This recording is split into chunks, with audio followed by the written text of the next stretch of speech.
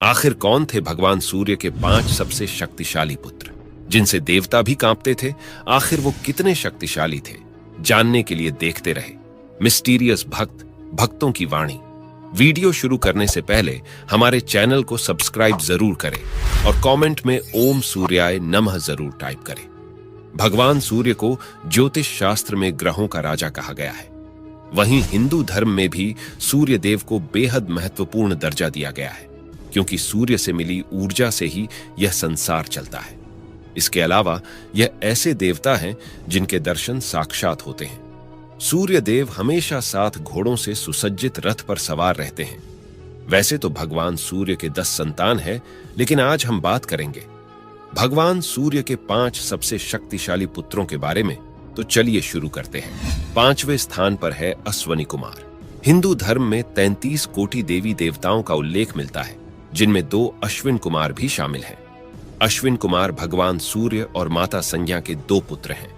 असल में इनका नाम नासत्य और दस्त्र है, लेकिन अश्व यानी कि घोड़ी से उत्पत्ति होने के कारण इनका नाम अश्विन कुमार पड़ा।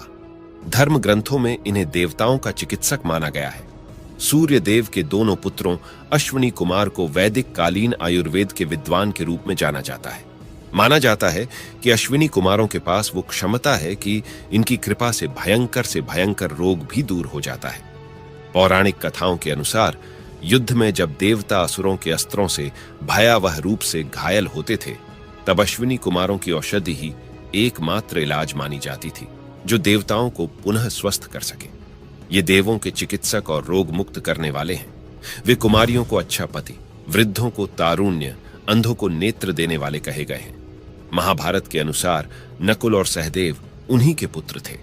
अब बात करते हैं सूर्य देव के चौथे सबसे शक्तिशाली पुत्र की, जो कोई और नहीं बल्कि रामायण काल के सुग्रीव है। रामायण के उत्तरकांड के अनुसार रीक्षराज जामवंत, जो अपने बल के मद में चूर रहते थे, एक दिन वह बल के मद में चूर होकर एक सरोवर पर स्नान करने गए।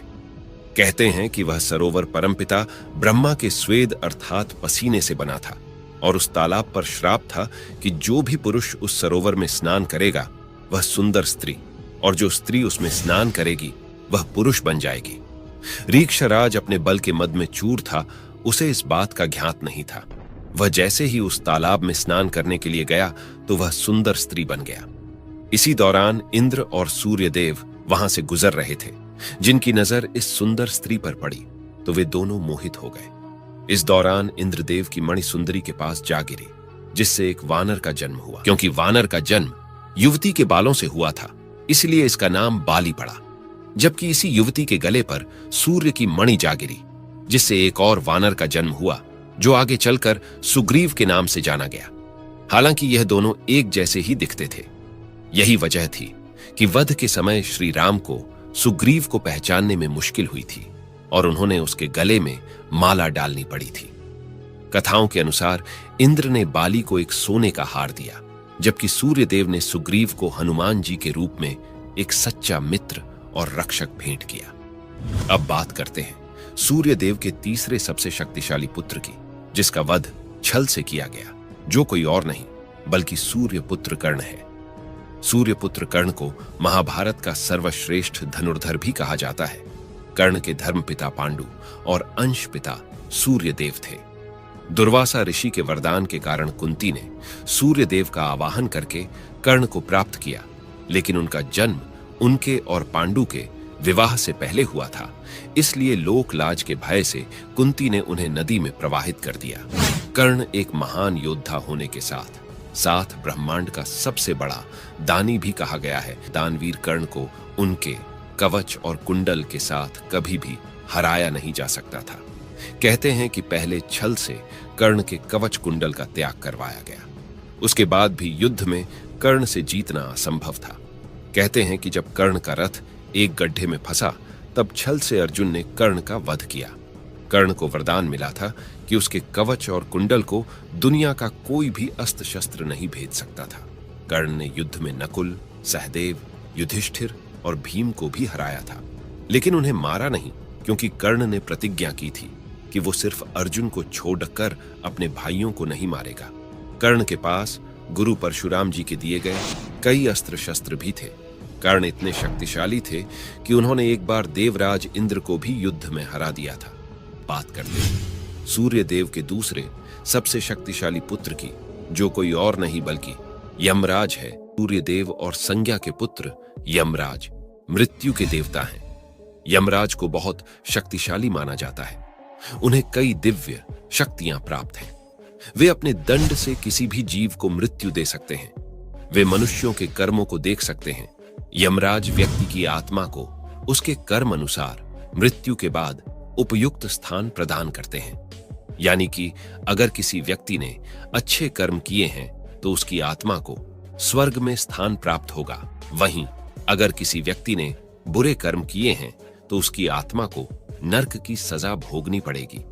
यमराज न सिर्फ व्यक्ति को मृत्यु देते हैं, बल्कि मृत्यु के बाद की यात्रा भी वही तय करते हैं। पौराणिक कथा के अनुसार एक बार यमराज और शनिदेव में युद्ध छिड़ गया था। अपनी अपनी माताओं के अधिकार के लिए दोनों भाई आपस में लड़ पड़े थे।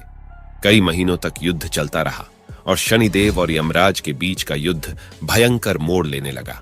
सूर्यदेव समेत सभी देवताओं ने इस युद्ध को रोकने का प्रयास किया, लेकिन सभी विफल हो गए, क्योंकि शनिदेव को बालावस्था से ही महादेव का आशीर्वाद और उनकी कृपा के साथ साथ उनके द्वारा दी गई दिव्य शक्तियां प्राप्त थीं। शनिदेव ने यमराज को परास्त कर दिया और उन्हें अपने दंडास्त्र से मृत्यु के घाट उतार दिया। अपने पुत्र की मृत काया को देख सूर्यदेव अत्यंत विचलित हो उठे। सूर्यदेव और उनकी दोनों पत्नियों देवी संज्ञा और देवी छाया ने महादेव का आवाहन किया और महादेव के प्रकट होने पर उनसे पुनः यम को जीवित करने का आग्रह किया।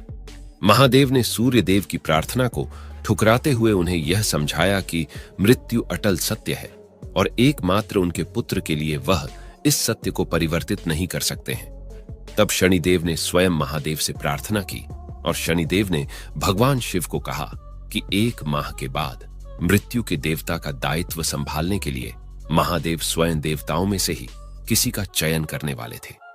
इस चयन का आधार होता है मृत्यु के चक्र को पूरा करना। यम देवता पुत्र हैं, किंतु उन्हें किसी भी प्रकार की दैवीय शक्ति प्राप्त नहीं हुई थी। इसी कारण से वह अमृत से वंचित थे और उनकी मृत्यु हुई। इस तरह यम ने मृत्यु का चक्र सर्वप्रथम पृथ्वी पर पूरा कर लिया है। इस आधार पर महादेव को यम को न सिर्फ जीवित करना चाहिए, बल्कि उन्हें मृत्यु का देवता भी बनाना चाहिए। भगवान शिव शनिदेव के तर्क से प्रसन्न हुए और उन्होंने शनिदेव के आग्रह पर सूर्यपुत्र यम को जीवित कर दिया। भगवान शिव ने सूर्यपुत्र यम को मृत्यु के देवता का कार्यभार सौंपा और इस प्रकार सूर्यपुत्र यम मृत्युदेव यमराज बने। अब बात करते हैं सूर्यदेव के सबसे शक्तिशाली पुत्र की, जो कोई और नहीं बल्कि शनिदेव ही है। शनिदेव भगवान सूर्य और उनकी पत्नी संज्ञा की छाया के पुत्र है।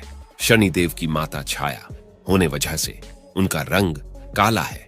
शनिदेव का बचपन से ही क्रूर स्वभाव है। शनिदेव न्याय के देवता है। उन्हें अन्याय बिल्कुल पसंद नहीं। वह मनुष्य के कर्मों के अनुसार अच्छे और बुरे फल देते हैं। शनिदेव किसी भी मनुष्य को कर्मों के आधार पर पल में रंक और पल में राजा बनाते हैं।